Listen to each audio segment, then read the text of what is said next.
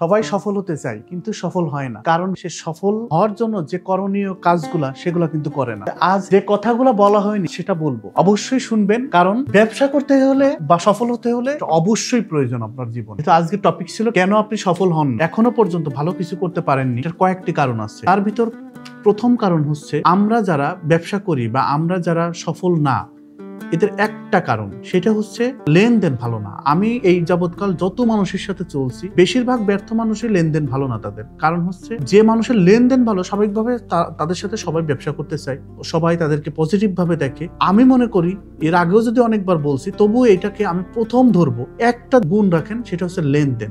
দ্বিতীয় টপিকস থাকবে, সেটা হচ্ছে অবশ্যই আপনি যাই করুন না কেন, অডিট ছাড়া কোনো কিছু কিনবেন না। অডিট বলতে কি বোঝায়? আপনি এক কেজি চিনি কিনবেন, কাউকে বিশ্বাস না, 20টা দোকানে দেখবেন, বুঝবেন, নিজে জানবেন, ফাইনালি কিনবেন। তখন হচ্ছে আপনি অনেক কিছু শিখতে পারবেন, আপনি জিততে পারবেন। কাউকে বিশ্বাস না করে তার উপর অডিট চালান বা অফিসিয়াল ভাবে আরো 2-3টা প্রজেক্ট দিয়ে অডিট চালান, অবশ্যই আপনি দেখবেন সেখানে 2 নম্বরই করার কোনো সুযোগ থাকবে না। কিছু বিষয় থাকে, আমাদের সফলতা আসলে অনেকগুলা কারণ থাকে। যেমন অনেক সময় হয় কি, আপনারা হয়তো ভাবতে পারেন বড় কোম্পানির নাম বলে অনেকে ছাড় দেয় বা অনেকে সুযোগ দেয়।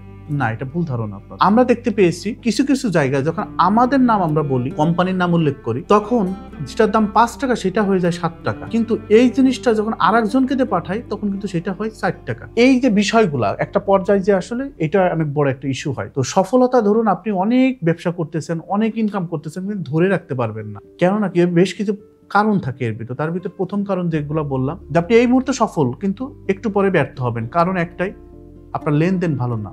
দ্বিতীয়ত হচ্ছে আপনি নিজে কেনাকাটা না করে অন্যকে দিয়ে বিশ্বাস করে কেনাকাটা। তৃতীয়ত হচ্ছে আপনার প্রতিটা বিষয়ে সবসময় যে নিজের কথা বলবেন, বিষয়টা এমন না। অনেক সময় থার্ড পার্টি দিয়েও কাজ করলে আপনি সেখান থেকে প্রফিট বেশি করতে পারবেন। এছাড়া আরো অনেকগুলা কারণ থাকে। আমি যেহেতু আমার এই যে বই শূন্য থেকে স্বপ্ন পূরণ, এই বইটা লিখতে যে আমার জীবনী নিয়ে লিখতে হয়। আমার জীবনী নিয়ে লেখা বলতে এখানে আমি কিভাবে স্বপ্ন পূরণ করলাম, যে ধাপগুলা পার করছি, বা যেভাবে আমি আমার জন্ম বা শৈশব, বা আমার যে অনেকটা আমার জীবনী নিয়ে, এবং জীবনী থেকে কি ভাবে কোন ধাপে আমি সফল হয়েছে, এটা কিন্তু এইখানে স্পষ্ট করে লেখা ছিল বা বলা হয়েছে। কেন ব্লু ডিম কোম্পানি আলাদা, ব্লু ডিম নামটা যেভাবে আসছে, বা আদার্স, আমাদের এখানে অনেকগুলা কারণ থাকে। তো এই সব বিষয়গুলা, এটা কিন্তু আপনারা যারা অলরেডি আমার এই বইটা পড়ছেন, অলরেডি তারা বুঝতে পারছেন। আমি একটা জিনিস দেখুন, শুধুমাত্র ব্যবসা করে যে সফল হচ্ছে বিষয়টা এমন না। আমাদের এখানে অনেকগুলো কারণ থাকে। একটা মানুষ সফল হয় অনেকগুলো কারণে। আপনারা শুধু লাভ, অনেকে বলে আমার লস হচ্ছে। দেখুন, কোনো বিজনেসে এই কথাটা আপনাকে কখনো কেউ বলেনি।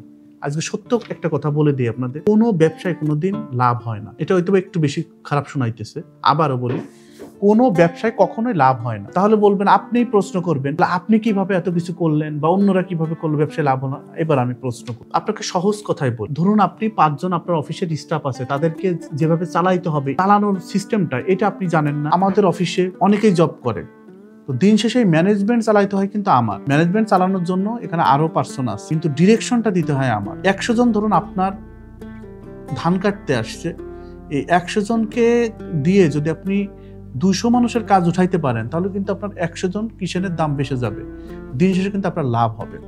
তো এই ম্যানেজমেন্ট দেখা, আপনি যদি না বুঝেন, আপনাকে দেখবেন প্রত্যেকটা সেক্টরে আপনাকে ঠকানো হবে, প্রতিটা বিষয় আপনাকে ঠকানো হবে। এমন কোনো বিষয় নেই যে আপনি যদি কোনোভাবে জানতে পারেন যে আপনি বুঝেন না, আপনাকে সব বিষয় ঠকাবে। তো দিন শেষে যারা ব্যবসা করে সফল হয় না, মূলত কয়েকটা কারণ। অনেকে ব্যবসা করতেছে কিন্তু অন্য বিষয়গুলো জানেন। অকল্পনীয় হলো সত্য, আপনার অনেক কাপড় আছে, যে কাপড়ের দাম 200 টাকা, সেটা আপনি কিনতেছেন মার্কেট থেকে 400 টাকা। এখানে অনেকগুলো পলিসি চলে। দেখবেন কাপড় কিনতে গেলে এমন ভাবে কথা বলবে, অমুক ব্র্যান্ড নাই, আরেক ব্র্যান্ড নাই, আরেক ব্র্যান্ড নাই, আরেক ব্র্যান্ড নাই, মানে এগুলো কি, এটা মার্কেটিং পলিসি, যে আপনিও ওই দামেই আপনাকে নিতে হবে। আর আপনি তো অন্যদের যখন ফলো করবেন, ও যখন যা বলবে আপনি সেটাই শুনবেন। আমরা যেটা বুঝি, যে ব্যবসা করতে হলে আপনার মাথা ঠান্ডা রাখতে হবে, আপনার অনেক বিষয় আছে নিজের দেখতে হবে, অনেক বিষয় আছে যে আপনার পলিসি অ্যাপ্লাই করতে হবে, অনেক বিষয় আছে যে আপনি বড় কিছু করতে হলে বড় টার্গেট নিতে হবে। যেমন আমরা দেখছি 50 টাকা 100 টাকা যদি কেউ ডিউ নেয়, অনেক দোকানে আপনারা জানেন এই দেশের ম্যাক্সিমাম মানুষ লেনদেন ভালো না, যে কারণে ওকে কিন্তু আর কেউ বিশ্বাস পায় না। সে ধরুন আপনি যদি একজন সৎ মানুষ হন, আপনি যদি স্বচ্ছ হন, অনেকে টাকার প্রতি প্রচুর লোভী, টাকার প্রতি লোভ যাদের নেই, তারাই দিন শেষে সফল হয়। কারণ টাকা এমন একটা জিনিস আপনাকে ধ্বংস করে দিবে। আপনি যদি টাকার প্রতি লোভ না দেখিয়ে যদি সম্মানের প্রতি লোভ দেখান, আপনি অনেক কিছু করতে পারবেন। আমাদের যে বিজনেস, এই বিজনেসের সবসময় একটা জিনিস মাথায় রাখতে হয়, সেটা হচ্ছে কমিটমেন্ট, সেটা হচ্ছে লেনদেন, সেটা হচ্ছে মার্কেট ভ্যালু তৈরি হয় কিন্তু লেনদেনের উপর। তো যেমন ব্লু ডিমের আপনাদের কাছে চ্যালেঞ্জ করে সারা বাংলাদেশে লেনদেন নিয়ে আমাদের কিন্তু কোনো নেগেটিভিটি কেউ বলতে পারবে না যে না আমাদের লেনদেন খারাপ। তো এই যে একটা জিনিস ধরে রাখেন, আপনি ইনশাল্লাহ দেখেন দিন শেষে সফল হবেন।